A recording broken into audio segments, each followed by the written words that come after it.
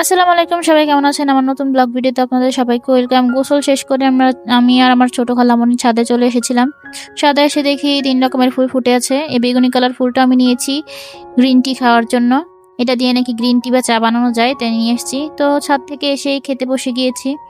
আম্মু 3 পদের ভর্তা বানাইছে। একটা হলো মাছ দিয়ে, মাছের ভর্তা, আরেকটা হলো শুটকি দিয়ে আলু দিয়ে, আরেকটা হলো সরিষার ভর্তা। সরিষার ভর্তাটা খাওয়ার পরে মুখে যে ঝাঁজ লাগছে, নাক দিয়ে চোখ দিয়ে পানি এসে পড়ছে সাথে সাথে।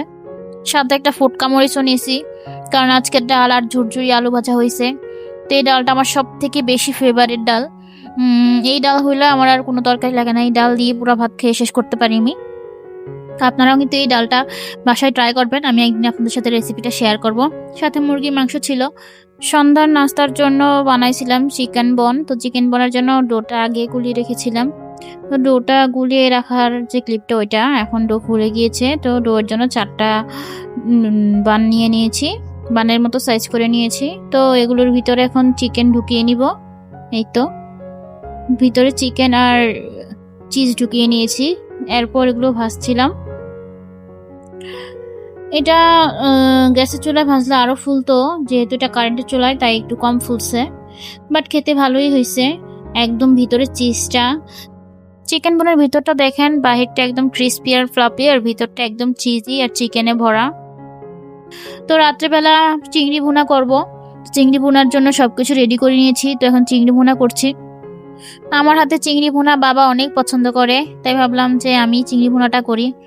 আম্মু করছিল এর আগে, কিন্তু তেমন একটা ভালো লাগে নাই। আমি বললাম যে না, এবার চিংড়িটা আমিই ভুনা করি, সাথে আপনাদের সাথেও রেসিপিটা শেয়ার করব। চিংড়িগুলো আগে ভালো করে ভেজে নিচ্ছি। ইদানিং কিন্তু বাজারে যে চিংড়ি মাঝে মাঝে আমরা কিনি, চিংড়ির মাঝে কিন্তু জেলি জাতীয় একটা পদার্থ পাওয়া যায়, তাই সবাই একটু সাবধান থাকবেন। আমরা এরকম 2বার ধোকা খাইছিলাম। 1 কেজি চিংড়ি আমরা যখন জেলিগুলো বের করছিলাম, তখন এটা প্রায় হাফ কেজির মতো হয়ে গেছে।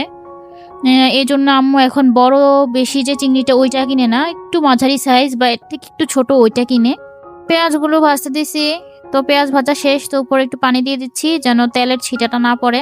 আমি এই ট্রিক্সটা আমার আম্মুর থেকে শিখছি। পেঁয়াজ ভাজা দেওয়ার পরে চুলার আঁচটা কমিয়ে পানিটা একটু বেশি করে দিয়ে তারপর মশলাটা দিতে হয়, তাহলে আর তেলের ছিটাও পড়ে না। আবার অনেক সময় হয় কি, মশলা দেওয়ার কারণে হাঁচি কাশি আসে, নাকে বাজে, এটাও হয় না। আবার এটাও দেখছি মাঝে মাঝে আম্মু মরিচ, মশলা, আদা বাটা, রসুন বাটা, হলুদ, লবণ সব একসাথে গুলে তারপর তেলে দেয়। কিন্তু তাও অনেক সময় দেখা যায় কি তেলের ছিটেটা পড়ে।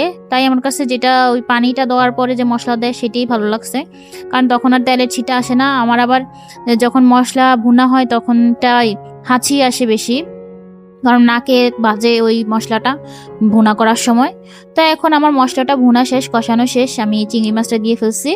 তো এখন চিংড়ি মাছ দেওয়ার পরে চিংড়ি মাছটাও প্রায় শেষ রান্না করা। একটু ঝোল রাখছি, বেশি রাখি নাই।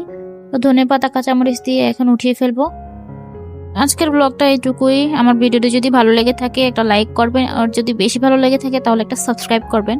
আল্লাহ হাফেজ, সবাই ভালো থাকবেন।